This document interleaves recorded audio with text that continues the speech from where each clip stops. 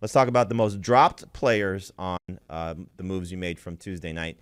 And no surprise, you're dropping Christian McCaffrey and Dan Arnold because they're out for the rest of the fantasy season. McCaffrey out for the entire season.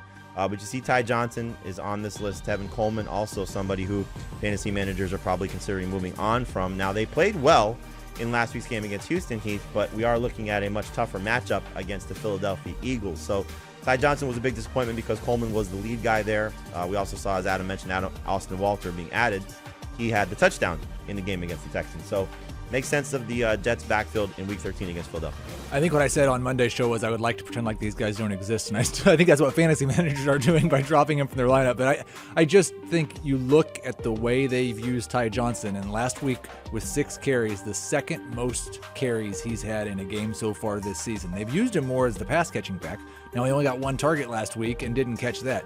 When it was just going to be Coleman and Johnson, I thought Coleman could be a high-end flex, Johnson could be a mid-range flex, but you add in a third name to that, a third guy taking even 5 or 10 touches a week, and it really just sinks everybody. Coleman's the only one I'm really interested in, and that's as a deep, deep flex. Yep, did have, I think it was 18 total touches in the game against the Texans, 70 total yards, and did have the most catches in the backfield. As Heath said, only 1 target for Ty Johnson, 1 target for Austin Walter.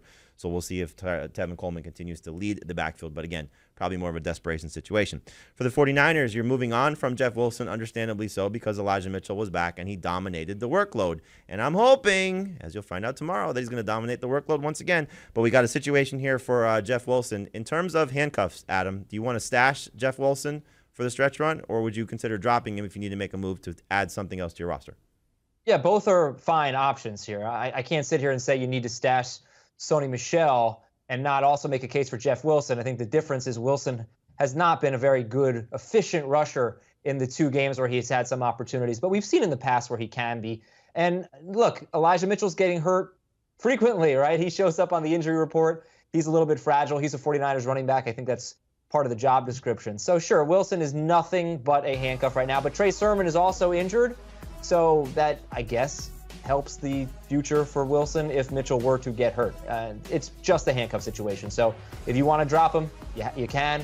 If you have room on your roster and you want to stash him, that's also fine. All right, so we'll see how things go for the 49ers this week, but facing a very tired Seattle defense that could not stop Antonio Gibson, and there is no Deebo Samuel. So love the setup for Elijah Mitchell.